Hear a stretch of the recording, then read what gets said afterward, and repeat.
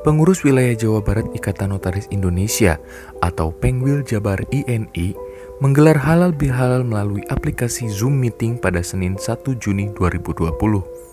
Peserta yang mengikuti mencapai di atas 200 orang. Mereka antusias karena sekalian silaturahmi walau hanya melalui media online.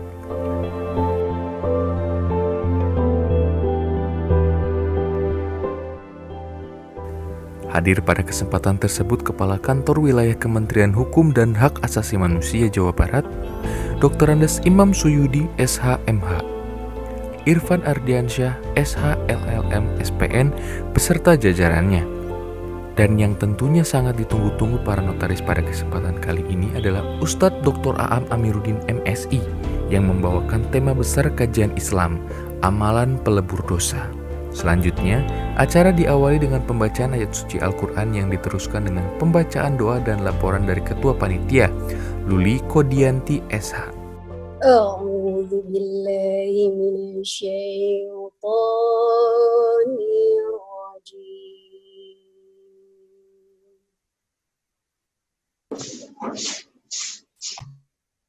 Bismillahirrahmanirrahim.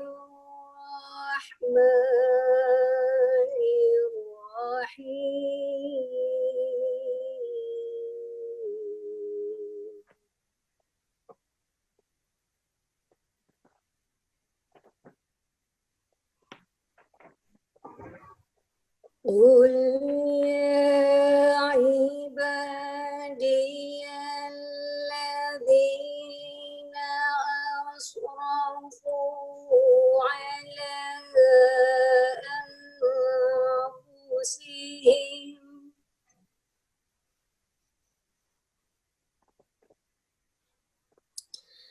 لا تقنطوا من رحمة الله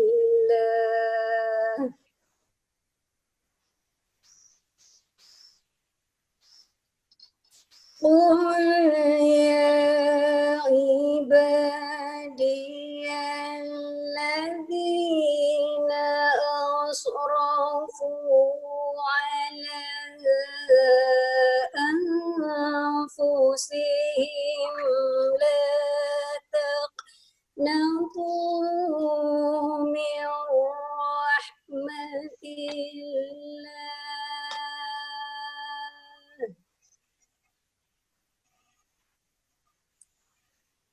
إن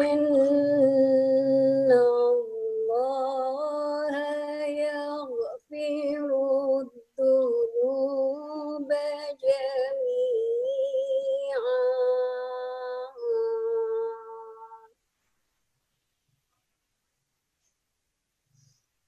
إنه هو الغفور الرحيم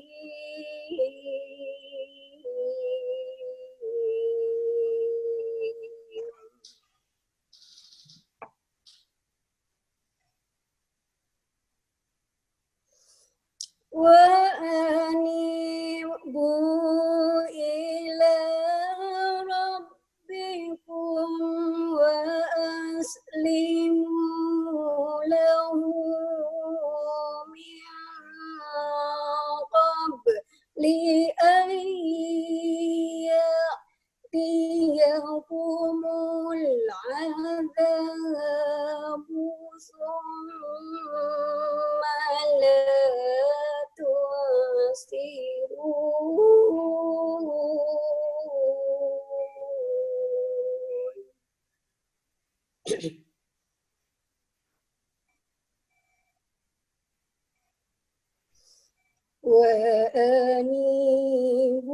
وأنيبوا إلى ربكم وأسلموا له من قبل أن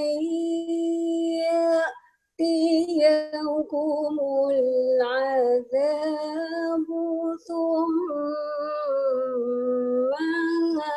لا تنصرون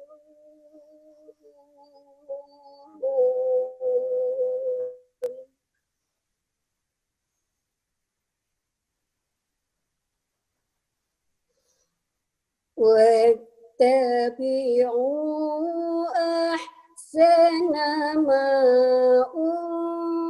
أنزل إليكم من ربكم من قبل أن يأتيكم العذاب بغتة وأنتم لا تشعرون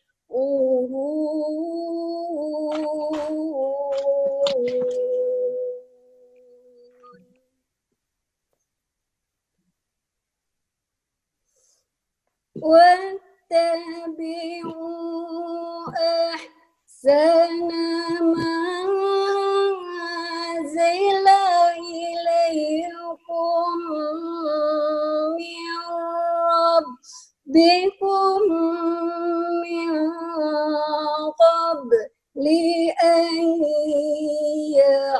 يأتيكم العذاب بغتة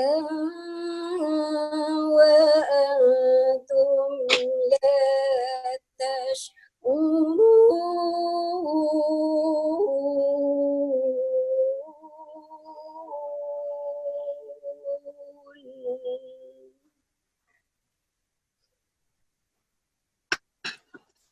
صدق الله العظيم.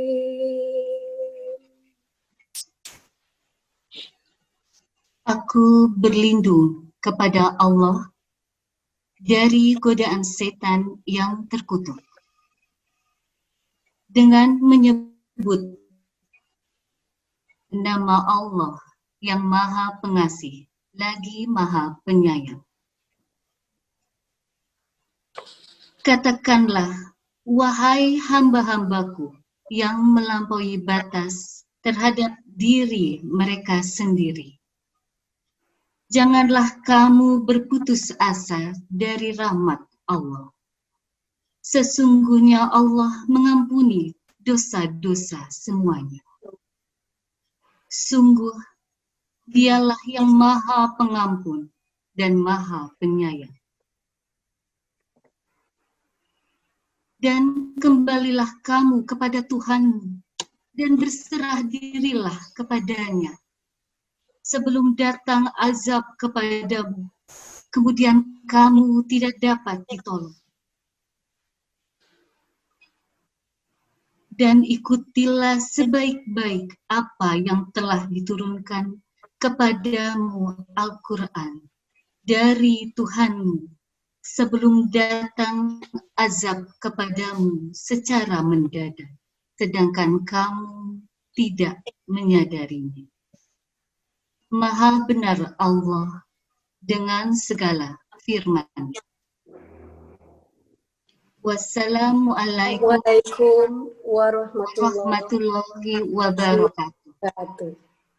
Waalaikumsalam. Assalamualaikum warahmatullahi wabarakatuh.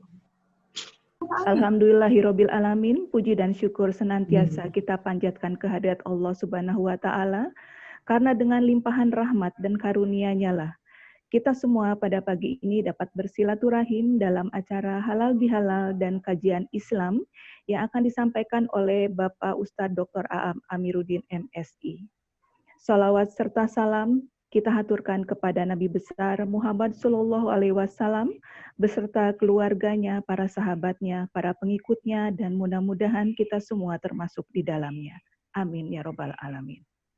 Izinkan saya selaku Ketua Panitia melaporkan kegiatan ini, bahwasanya kegiatan ini merupakan kegiatan rutin dari program kerja pengurus wilayah Jawa Barat Ikatan Notaris Indonesia, khususnya bidang keagamaan dan bidang kesejahteraan anggota dan guyup. Dengan segala keterbatasan yang ada dikarenakan saat ini sedang pandemi wabah COVID-19, maka kegiatan halal bihalal dan kajian Islam ini diselenggarakan dengan mempergunakan fasilitas Zoom meeting, tetapi hal ini tidak mengurangi esensi dari silaturahim kita. Harapan kami dengan adanya momentum halal bihalal ini semakin mempererat kebersamaan, kekeluargaan, dan kekompakan di antara kita semua. Kami mengucapkan terima kasih atas kehadiran para tamu undangan yang telah berkenan meluangkan waktu untuk hadir pada acara ini. Juga kami haturkan terima kasih atas kesediaan dan partisipasi dari Bapak dan Ibu yang telah berkenan pada acara hari ini.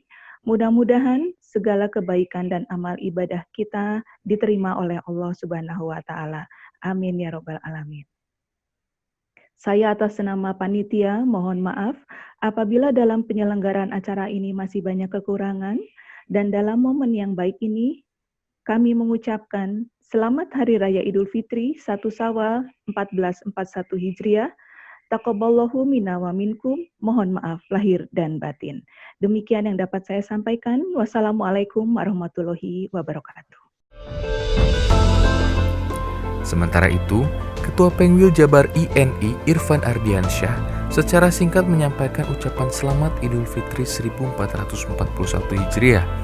Mohon maaf lahir dan batin kepada seluruh anggotanya dan juga jajaran Kakanwil Hukum dan HAM Jawa Barat. Assalamualaikum warahmatullahi wabarakatuh. Bismillahirrahmanirrahim. Yang saya hormati Ketua Umum Ikatan Notaris Indonesia Pengurus Pusat atau yang mewakilinya, yang Kepala Kantor Wilayah Jawa Barat Kementerian Hukum dan HAM, Bapak Dr. Andes Imam Suyudi. Alhamdulillah Pak, kita silaturahmi lagi tapi dalam bentuk Zoom.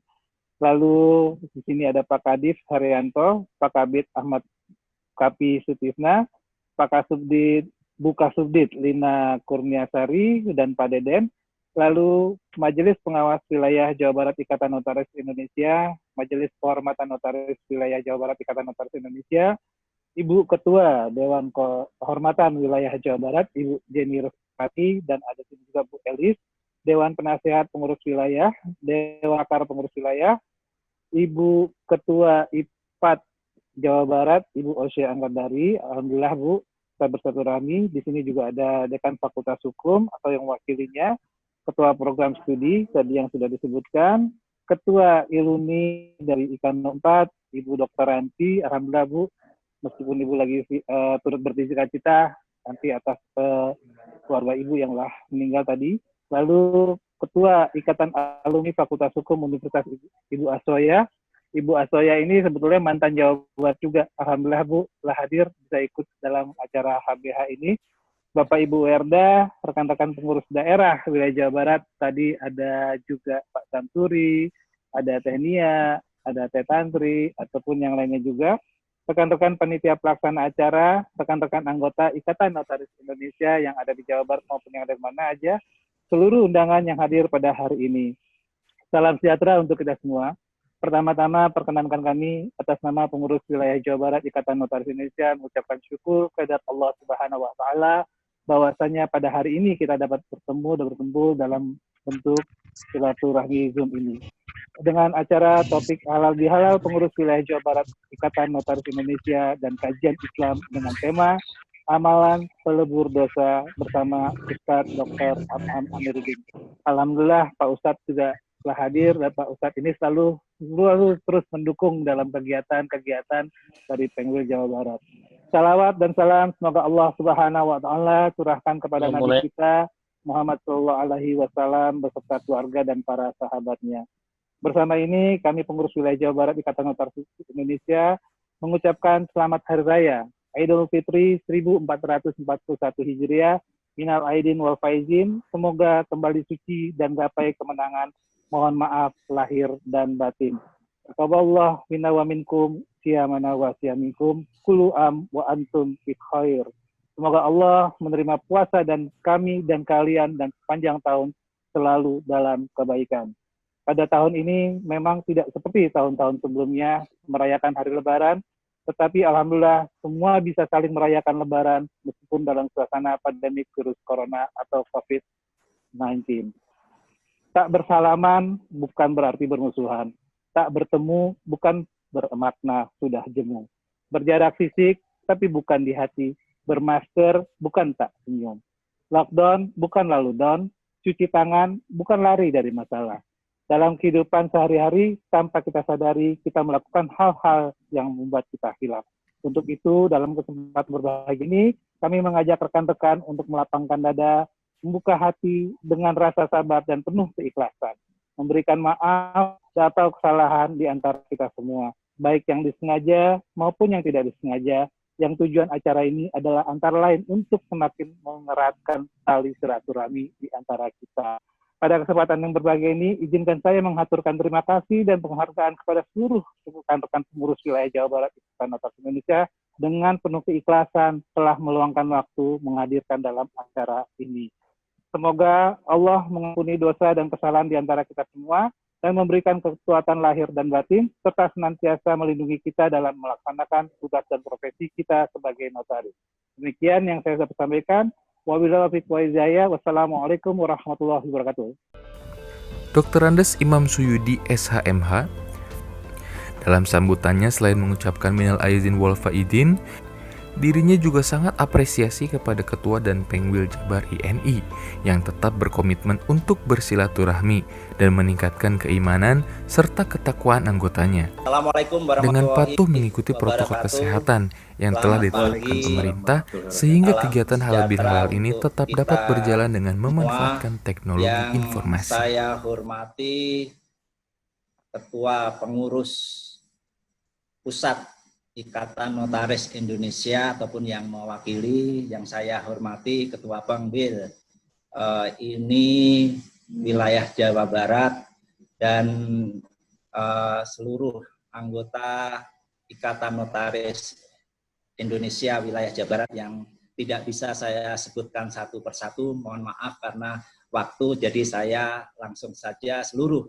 undangan yang alhamdulillah hadir pada kesempatan ini.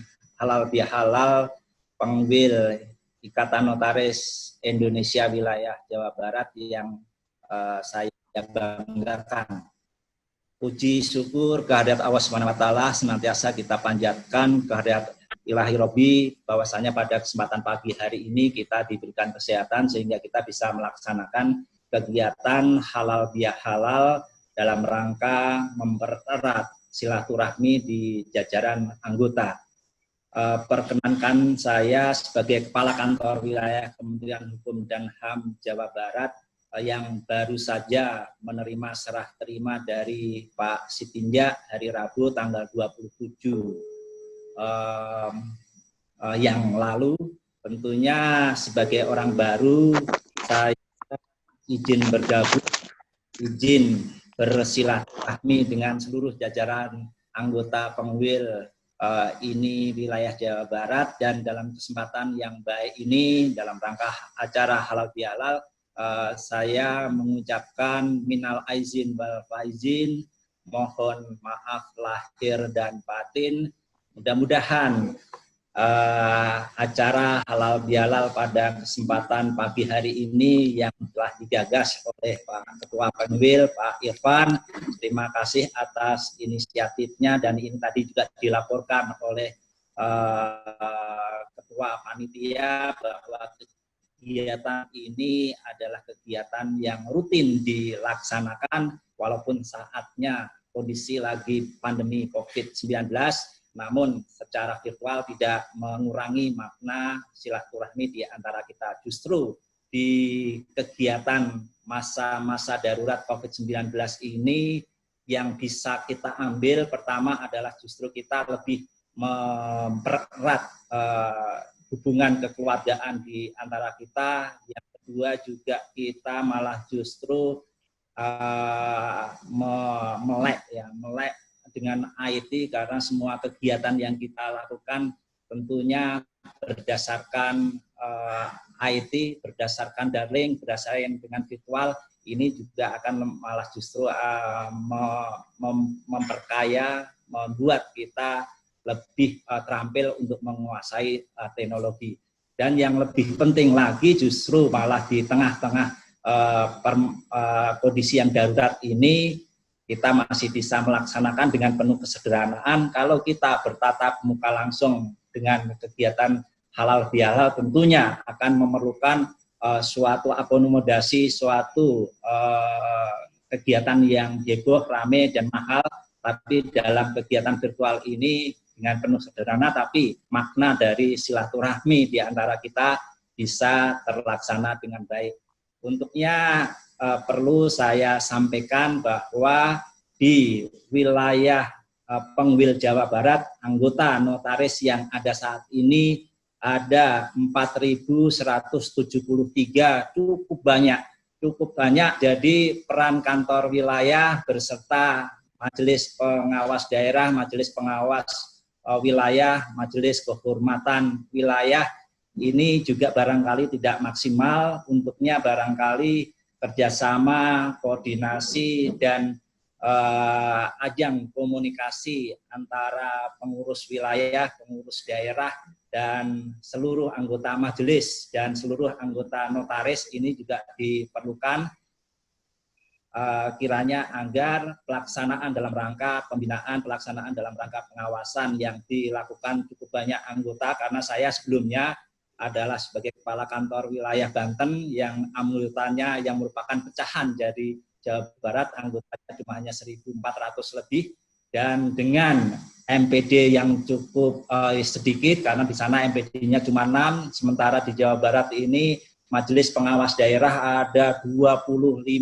dan banyak juga karena intinya dalam rangka bagaimana melakukan upaya pembinaan dan pengawasan ini dilakukan oleh MPD. Perlu kami informasikan bahwa dari data yang saya dapatkan bahwa di kegiatan-kegiatan dalam rangka penegakan disiplin melalui kegiatan Majelis Pengawas Wilayah ada cukup banyak laporan yang sudah diterima. Di sini saya tercatat ada 26 laporan, dan dalam rangka kegiatan sidang-sidang Majelis Kehormatan Notaris ini cukup banyak. Di antara di tahun 2019 ini ada 163, dan di tahun 2020 ini baru bulan kelima Mei ini sudah 103. Untuknya sekali lagi mari kita bersama-sama menegakkan disiplin, menegakkan kode etik profesi sebagai seorang notaris dan melakukan kegiatan-kegiatan yang benar-benar memberikan pelayanan dan secara profesional di bidang kita masing-masing supaya kita semua bisa melaksanakan profesi baik kita ini secara lancar, secara benar, dan akhirnya kita memang benar-benar memberikan pelayanan kepada masyarakat yang memang membutuhkan kerjasama di antara kita. Kondisi notaris yang banyak ini tentunya memberikan suatu keadaan bahwa perekonomian dan hal-hal yang menyangkut kehidupan di wilayah Jawa Barat ini sangat besar sekali dan sangat potensi sekali, sehingga saya berharap bahwa semua bisa melaksanakan kegiatan sebagai profesi sebagai seorang notaris dengan baik. Sekali lagi saya izin bergabung. Sekali lagi mohon maaf saya tidak bisa mengikuti karena jam 10 sudah terjadwalkan juga untuk laporan saya kepada gugus tugas penanggulangan COVID-19 wilayah Jawa Barat, di mana diinformasikan oleh staf saya bahwa saya sebagai ketua harian di situ untuk mengikuti rapat yang dilaksanakan jam 10 nanti. Sekali lagi saya izin bergabung, mohon koordinasi dan kerjasamanya.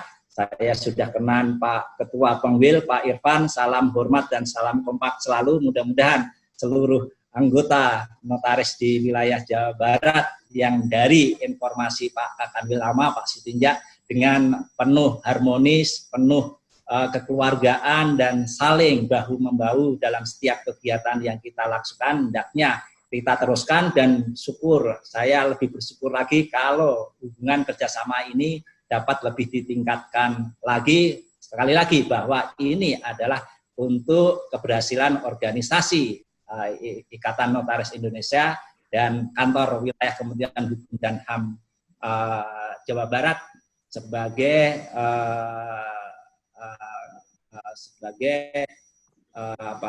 pembina, sebagai organisasi yang melakukan pembinaan dan pengawasan. Demikian barangkali yang bisa saya sampaikan. Mohon maaf kalau ada hal-hal yang tidak berkenan. Terima kasih. Billahi taufiq wal hidayah. Wassalamualaikum warahmatullahi wabarakatuh. Waalaikumsalam warahmatullahi wabarakatuh. Waalaikumsalam Jabar kuat, warahmatullahi Pak Kamil. Ya, terima kasih, terima kasih. Mohon izin saya langsung mau live karena mau. Terima kasih, terima kasih. Salam. Terima kasih Pak, terima kasih kehadirannya Pak. Terima kasih. Selanjutnya, acara dilanjutkan dengan kajian Islam dari Ustadz Dr. Aam Amiruddin MSI dengan topik amalan pelebur dosa. Iya, baik. Karena Ustadz telah hadir di tengah kita, insya Allah kita langsung mulai saja. Bismillah.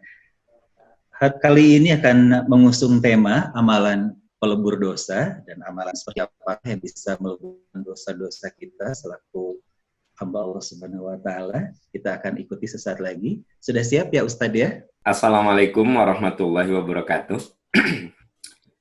Bismillahirrahmanirrahim. Alhamdulillahirabbil alamin. La ilaha illallah wahdahu la syarikalah, lahul mulku wa lahul hamdu wa huwa ala kulli syai'in qadir. Asyhadu an la ilaha illallah wa asyhadu anna Muhammadan abduhu wa rasuluh. Allahumma shalli ala Muhammad wa ala ali Muhammad kama shallaita ala Ibrahim wa ala ali Ibrahim fil alamin innaka Hamidum Majid. Bapak Ibu sahabat-sahabat tercinta, tidak ada manusia yang steril dari dosa. Sebelum itu tentu saja saya mengucapkan taqabbalallahu minna wa minkum. Semoga Allah menerima amal ibadah saum kita.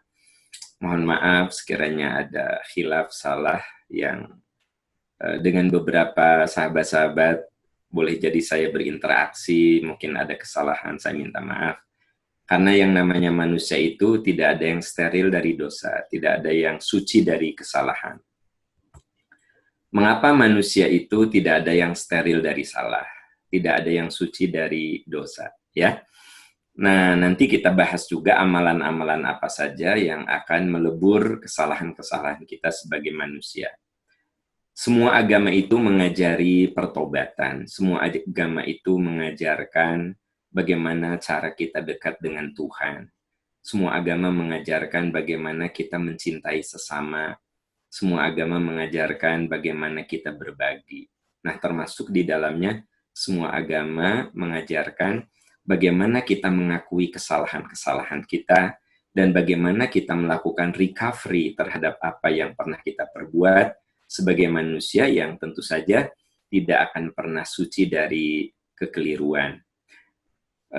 Izinkan saya akan menampilkan sedikit catatan ya supaya pembicaraan kita lebih fokus ya. Amalan pelebur dosa. Ini sesuai tema besar yang akan kita bahas pada hari ini. Sahabat-sahabat sekalian, tadi ada sebuah pertanyaan. Mengapa manusia tidak bisa steril dari dosa? Atau dengan kata lain, apakah manusia itu bisa steril dari kesalahan, dari dosa? Teman-teman sekalian, kalau kita cermati ya, manusia tidak akan pernah steril dari kesalahan.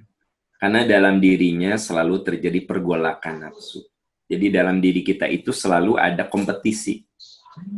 Pernah nggak sahabat-sahabat berniat sholat tahajud ya, sholat malam, jam mau tidur Anda sudah pasang alarm di program jam 3. Jam 3 alarmnya bunyi, ya kan gitu. Tapi kemudian ketika bunyi, ya kita terbangun kan. Kita matikan, lalu kita pikir, 5 menit lagi biar segar. Nah, ternyata kita tertidur. Bangun-bangun adzan subuh. Kita merasa kesal terhadap diri kita sendiri. Saya yakin di antara sahabat-sahabat ada yang pernah mengalami itu. Dan itu pernah dialami juga oleh saya. Mau tidur, saya bilang, saya mau tahajud deh. Saya pasang alarm jam 3 kan. Tapi begitu alarm bunyi jam 3, ya saya matiin. Dan saya berpikir, 5 menit lagi biar lebih segar. Ternyata bangun-bangun pas adzan subuh. Itu saya kesal pada diri saya. Kenapa kok saya mengikuti bisikan untuk tidur lagi walaupun hanya 5 menit? Nah, ini gambaran pergolakan nafsu dalam diri kita. Ketika kita mau tidur, berniat sholat tahajud, itu namanya nafsu mutmainnah. Di bawah ini, nafsu mutmainnah. Yaitu dorongan untuk berbuat kebaikan. Nah, ketika kita mendengar suara alarm dan kita terbangun, jadi ketika mau tidur, kita berniat baik. Itu mutmainnah. Ketika kita bangun, lalu ada bisikan, 5 menit lagi, nah itu namanya nafsu amarah. Nafsu yang menyuruh kita kepada keburukan.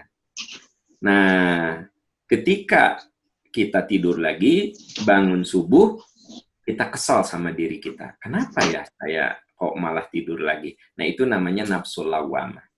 Jadi saya dengan ilustrasi tadi menjelaskan 3 macam nafsu yang selalu berkompetisi dalam diri kita.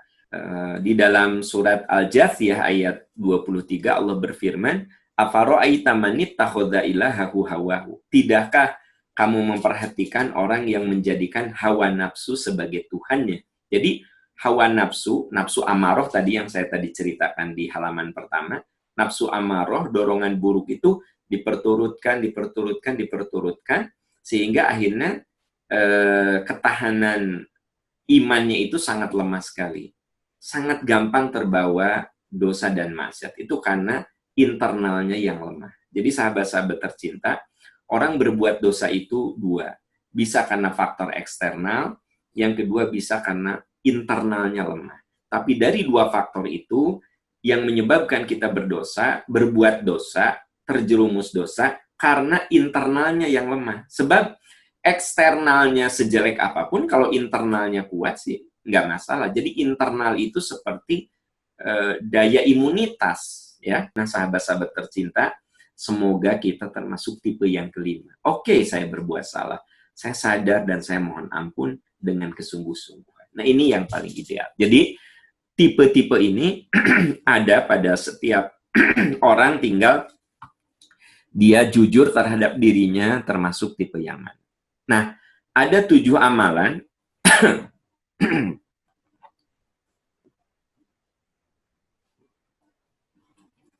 ada 7 amalan yang bisa melebur dosa, teman-teman sekalian. Ada 7 amalan yang bisa melebur dosa.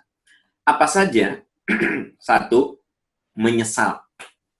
Jangan Anda kira menyesal itu perbuatan yang buruk. Menyesal yang kemudian kita apatis, nah itu yang salah. Ya. Ada saat menyesal itu sesuatu yang bagus. Saya saat kuliah tidak boleh ikut ujian karena kehadiran saya cuma 40%.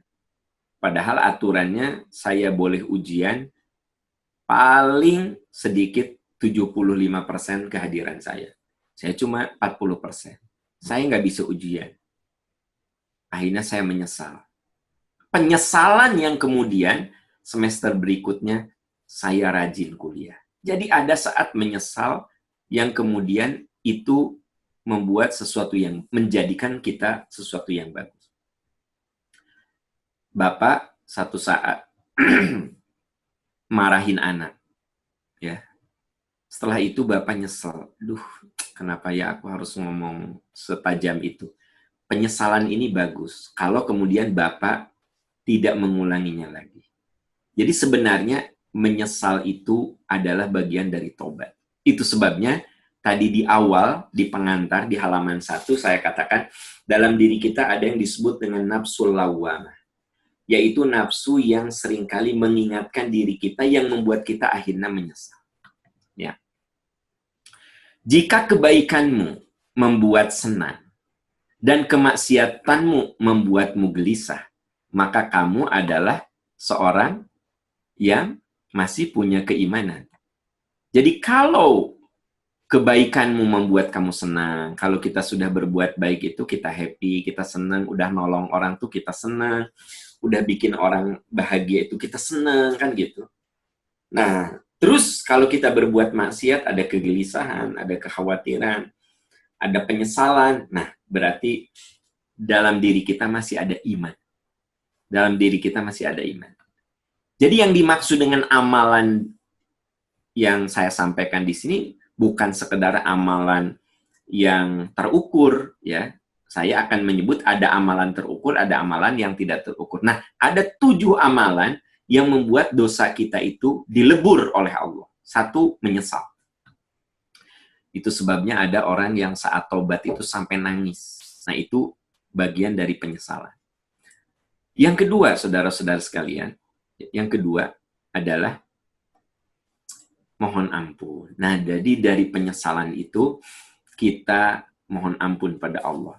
Persis seperti yang dilakukan oleh Nabi Adam. Coba Anda lihat di surat ke-7 ayat 23. Jadi Nabi Adam mengatakan, Rabbana dzalamna anfusana. Ya Allah, saya berbuat salah. Kalau Engkau tidak mengampuni saya, tentu saya termasuk orang-orang yang merugi. Nah, teman-teman sekalian, kalau kita menyesal, ya jangan segan-segan kita mohon ampun. Kalau dosanya kaitannya dengan Allah.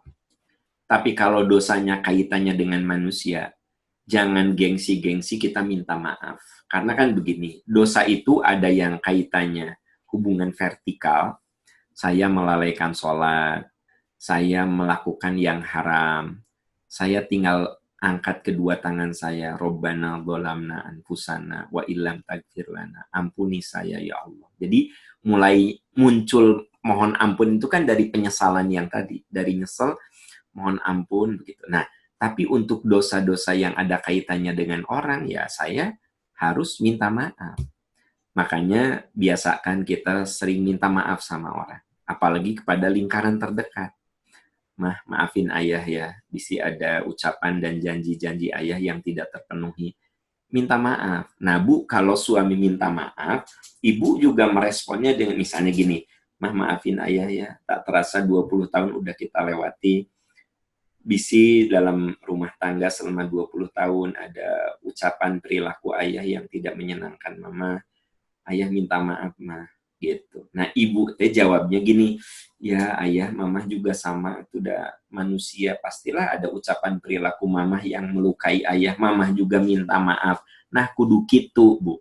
Kan ayah ibu-ibu yang ketika suaminya bilang, maafin ayah. Nah, kata istri, oh, jadi selama 20 tahun baru minta maaf sekarang? Ya Allah, jadi kemarin kemana aja atuh? Halo, apa kabar? Kemarin kemana wae atuh? Nah, gitu. Tahu ibu jangan sampai gini, ayah minta maaf ya, bisa ada ucapan perilaku ayah yang melukai mama. Memang ayah berbuat dosa apa? Sok ngaku, ayah ngaku. Apa coba? Nah, jadi ibu nggak boleh gitu. Kalau orang minta maaf, ya kita bilang aku juga minta maaf gitu. Terus Bapak Ibu, bagi yang punya putra ya, coba sebenarnya anak-anak kita tuh boleh jadi sering terluka oleh kita tuh. Ya, jadi sering terluka oleh kita itu. Makanya kita bilang, teteh maafin ayah ya, bisa ada janji-janji ayah, ucapan ayah yang melukai kalian, maafin ayah. Itu coba menjadi bagian yang yang menjadi kebiasaan kita untuk minta maaf sama anak-anak. Kenapa? Jujur loh Pak Bu, ini boleh jadi ada ucapan kita yang melukai anak-anak. Ketika anak bilang, mama, aku ranking 5. Ibunya gampang ngomong, 5? Ya Allah, kamu les sana sini cuma ranking 5?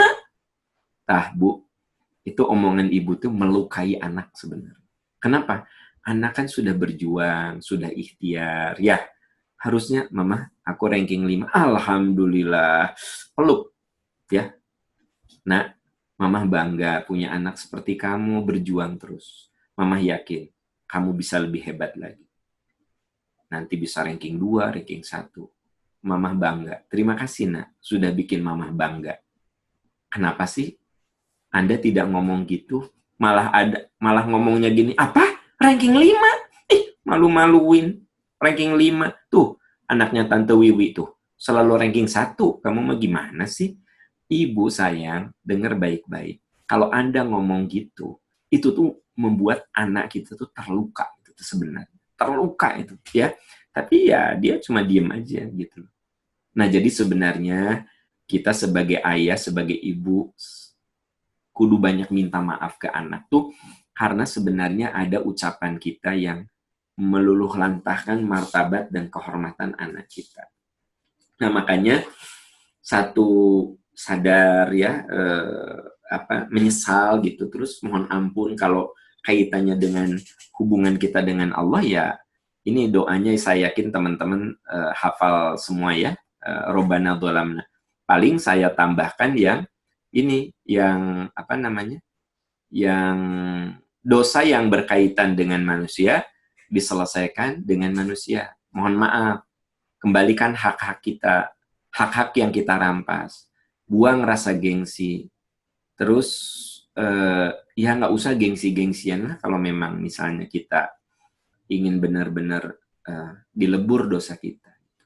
Ya gimana dosa kita diampuni, gengsi saja masih kita nomor satu. Kan ada orang yang, saya kalau terlalu gengsian tuh saya nggak akan minta maaf sama istri saya.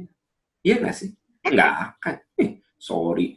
Seorang tuh minta hampura, embung orang. Nah, gimana Allah mengampuni? Wong kesombongan saya masih ada gitu. Teman-teman sekalian, Allah tuh nggak akan mengampuni orang-orang sombong. Gimana Allah mengampuni? Gimana dosa kita dilebur? Wong kita sombong banget, sampai minta maaf saja kita nggak bisa, nggak mau kan gitu. Cobalah berendah hati minta maaf. Urusan orang itu tidak memaafkan, lain soal. Urusan kita udah selesai. Saya ngomong yang pahit ke teman saya. Saya minta maaf. Ya, ternyata teman saya tidak memaafkan, nggak apa-apa. Tapi di akhirat urusan saya sudah selesai. Karena kewajiban saya minta maaf, bukan mendapatkan maaf.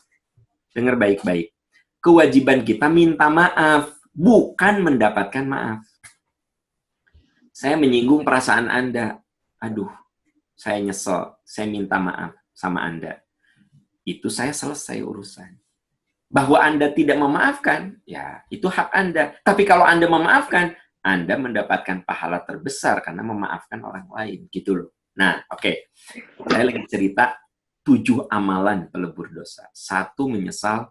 2, mohon ampun. Kalau vertikal itu mohon ampun, ya. Kalau horizontal itu minta maaf. Gitu. Nah, yang ketiga, saudara-saudara. Coba, yang namanya amalan pelebur dosa itu, kalau kita berhenti. Bukan, jadi gini, kalau kita tidak berhenti dari dosa, ya gimana oleh Allah dosa-dosa kita dilebur? Jadi yang namanya dosa itu akan dilebur ketika kita menghentikan dosa itu, gitu. Ya, walladzina idza fa'alu fahisyatan aw dzalamu anfusahum dzakarullaha fastaghfiru lidzunubihim wa may yaghfiru dzunuba illallah wa lam yusirru ala ma fa'alu wa hum ya'lamun. Anda lihat Ali Imran 135. Orang yang apabila mengerjakan perbuatan keji, menganiaya diri sendiri, mereka ingat Allah, memohon ampun. Tadi nomor 2, mohon ampun. Lalu apa? Mereka tidak meneruskan. Berhenti berarti. Nah, ini amalan pelebur dosa. Jadi jangan Anda kira yang namanya amalan pelebur dosa teh cuma sekedar sholat, tahajud, udah itu menanti belakangan. Ini dulu substansinya. Rajin tahajud, rajin saum Senin Kamis, rajin khatam Quran, ari dosa dijalani terus, tidak akan dilebur dosa-dosanya, teman-teman sekalian. Jadi ternyata inti daripada tobat itu berhenti. Itu ya kan? bisa namanya, kalau namanya Inti dari tobat itu adalah berhenti, teman-teman sekalian. biasaan nih. Nah, ini yang harus kita perhatikan. 7 amalan pelebur dosa. Ya, nomor 3 tuh berhenti. Seringkali orang bilang, mudah-mudahan saum saya jadi pelebur dosa, sholat saya jadi pelebur dosa. Emang iya pelebur dosa. Kalau berhenti dari perbuatan dosa, hari dosa terus dilakukan, gimana jadi pelebur, gimana sih? Nah, makanya di ayat ini dikatakan walladzina idza fa'alu fahisyatan aw dzalamu anfusahum dzakarullah fastaghfaru lidzunubihim. Mereka mohon ampun, lihat nih, saya kasih bold, walam yusirru ala ma fa'alu. Mereka tidak meneruskan perbuatan salahnya. Tidak meneruskan, berarti berhenti. Nah, yang keempat, ya tentu saja kalau kita sudah berhenti, ada peluang untuk mengulangi, ya nggak sih? Nah, amalan keempat, kalau dosa kita ingin dilebur, tidak mengulangi, gitu loh. Ya nggak? Orang yang bertobat, sedang ia tetap mengerjakannya, maka ia seperti orang yang mengolok-olok Tuhannya. Ini kata Ibnu Abbas, saya bertobat, tapi tetap mengulangi, sama aja dengan mengolok-olok Tuhan kita. Ya, kalau ada orang yang berbuat salah sama Anda, dia minta maaf, dia ulangi lagi, minta maaf, ulangi lagi. Kesal nggak Anda sama orang seperti itu? Karena orang itu seolah-olah mengolok-olok Anda gitu. Ya, Anda punya karyawan, datang seenaknya, datang semaunya. Anda tegur, kamu tuh benar atuh gawe teh. Klien udah datang, kamu baru belum datang, gimana sih? Kata Anda teh. Ya Bu, hapunten Bu, maafkan saya Bu. Nah, dah.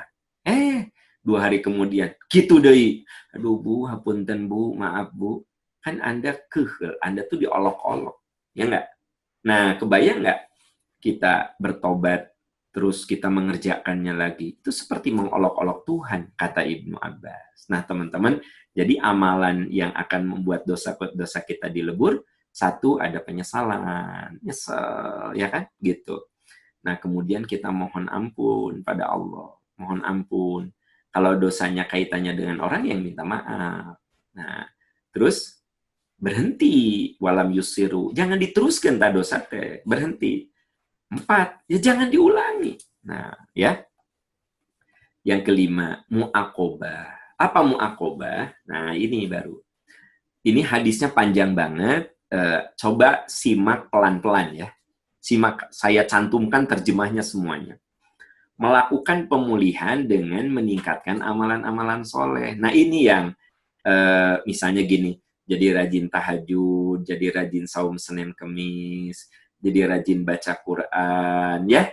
Nah, itu teman-teman, setelah 4 tadi dilakukan.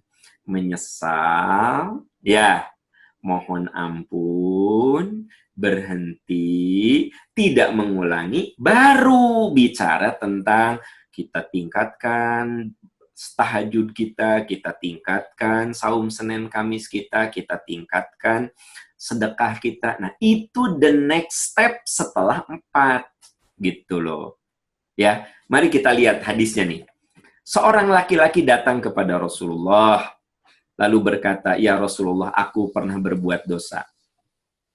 Ya Rasulullah, aku berbuat dosa.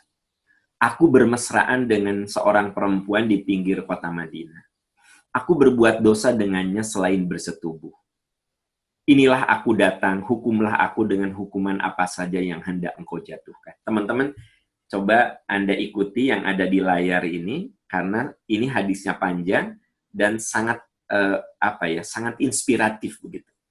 Jadi seorang laki-laki datang kepada Nabi. Di situ forum, jadi orang itu tidak gengsi gitu, datang dan cerita, "Ya Rasulullah, aku telah berbuat dosa."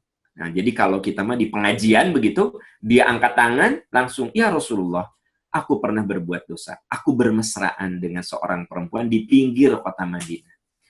Jadi tidak di dalam kota, bisa anu kenal merenanya Palembang, merenan ke mana, ke Puncak gitu loh, ya.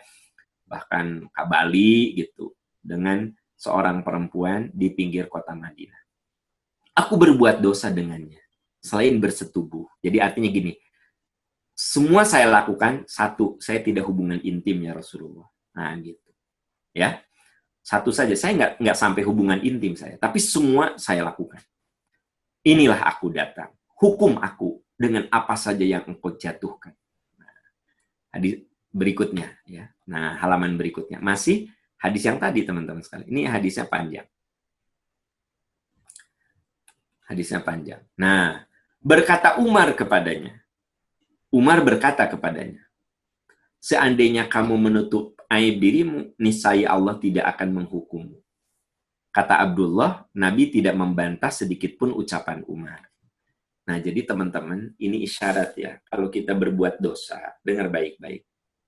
Tidak perlu kita pamerkan dosa kita gitu. ih aku teh berbuat dosa aku teh gini. Anda ngomong ke teman, Anda ngomong. Jadi Anda jangan suka memamerkan dosa Anda. Itu tuh nggak boleh. Makanya Umar bin Khattab berkata sama orang itu, seandainya kamu menutupi aib dirimu, kan orang itu begitu expose di depan orang-orang kan? Ya Rasulullah, saya berbuat dosa, saya mesum dengan seorang perempuan di pinggir kota Madinah, semua saya lakukan. Satu, saya nggak zina ya Rasulullah. Gitu. Rasul diem, ada Umar di situ kan, saya bilang di forum nih kan. Kata Umar, seandainya kamu menutup aib dirimu, niscaya Allah tidak akan menghukum. Kata Abdullah, Nabi tidak membantah sedikit pun ucapan Umar. Artinya apa? Nabi setuju dengan ucapan Umar. Nah, jadi teman-teman, apa isyarat penting dari hadis ini? Kalau kita berbuat dosa, jangan suka mengekspos dosa-dosa kita ke teman, ke siapa. Aku tadi malam melakukan ini. Aku dengan si itu melakukan. Anda jangan dong melakukan. Makanya kalaupun kita pernah berbuat dosa, ya kita tidak perlu menceritakan dosa-dosa kita. Mama, maafin ayah ya, mungkin ada perbuatan ayah yang melukai mama. Dosa apa gitu ayah? Ya hanya Allah yang tahu. Pokoknya mama, ayah minta maaf. Itu. Jadi tidak perlu diceritakan semuanya. Nggak usah.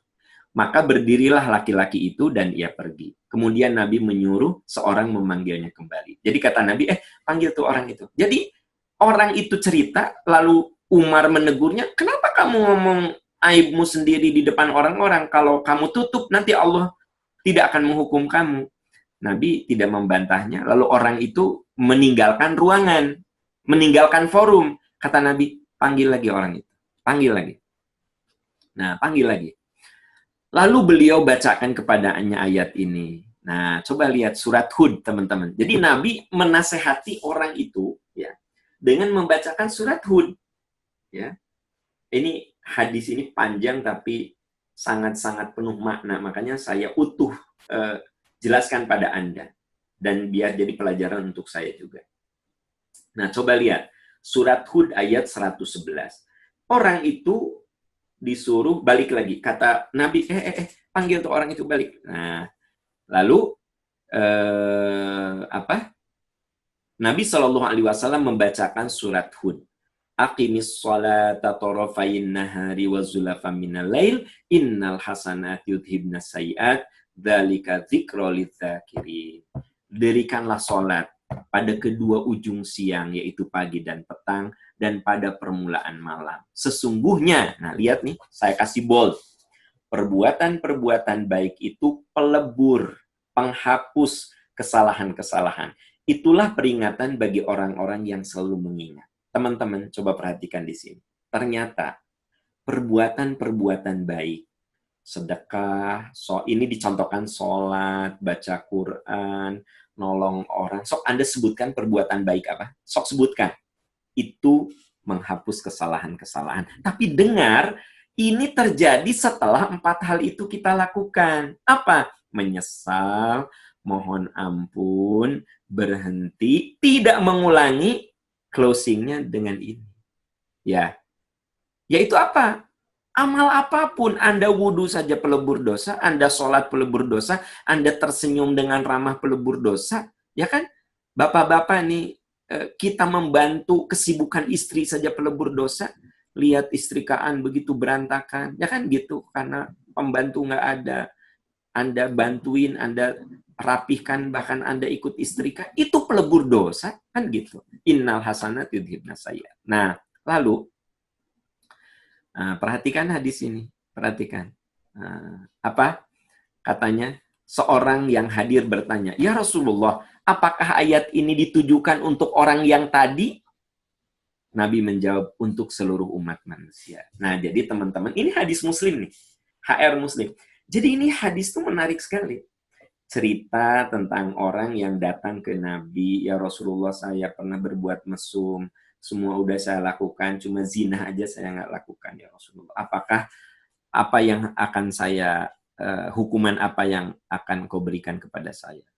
Umar bilang, kenapa kamu harus ngomong di depan forum begitu sih? Gitu. dan Nabi mendiamkannya. Artinya pelajaran pertama dari di sini, kalau pernah berbuat dosa, nggak usah di-upload di IG, bikin status, ya Allah dosa-dosa aku, langsung di-upload di Facebook. Ngapain sih? Nah, apa? Udah aja, biar itu merahasia Allah, rahasia Anda dengan Allah Subhanahu wa Ta'ala. Yang penting apa?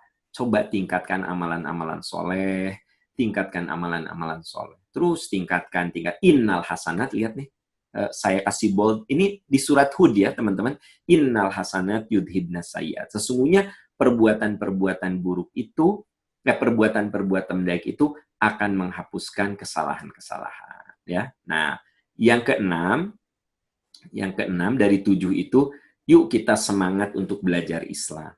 Nah, ini energi supaya kita tidak mengulangi lagi perbuatan dosa. Perubahan itu harus berbasis pada ilmu. Makanya ayat yang pertama kali turun kepada Nabi, Iqra bismi rabbikal ladzi khalaq, khalaqal insana min. Jadi kita butuh energi untuk supaya punya kekuatan tidak mengulangi, punya kekuatan untuk meninggalkan, punya kekuatan untuk meningkatkan amalan soleh. Ya, kita kudu semangat belajar Islam, ya. Dan yang terakhir, kita harus istiqomah menjaga struktur taubat hingga ajal menjemput. Nah, ini strukturnya. Ini ada struktur, teman-teman sekalian. Nah, ini strukturnya, ya. Ini harus dipertahankan sampai akhir hayat. Nah, strukturnya apa? Ini satu sama lain saling mengikat, ya. Iman, amal, dan ilmu. Jadi saling mengikat. Seperti sebuah bangunan yang kokoh. Anda pernah lihat Burj Khalifa di Dubai? Atau yang dekat ada Twin Tower? Coba, ternyata sistem bangunannya itu saling mengikat. Makanya kokoh, walaupun ketinggiannya hampir 1 kilometer Burj Khalifa. Nah, istiqomah menjaga struktur. Apa strukturnya? Iman, amal, ilmu. Nah, sahabat-sahabat tercinta, itu 7 amalan pelebur dosa, ya. Semoga Allah Dengan senantiasa melaksanakan muhasabah di setiap waktu, setiap detik, seorang hamba tidak akan menyia-nyiakan waktu yang telah Allah berikan dalam kehidupannya. Di sisa umurnya, seorang hamba akan dengan sebaik-baiknya memanfaatkan waktunya untuk berbuat baik demi meraih keridhaan Allah Subhanahu wa Ta'ala. Amin, amin ya Allah ya Rabbal Alamin.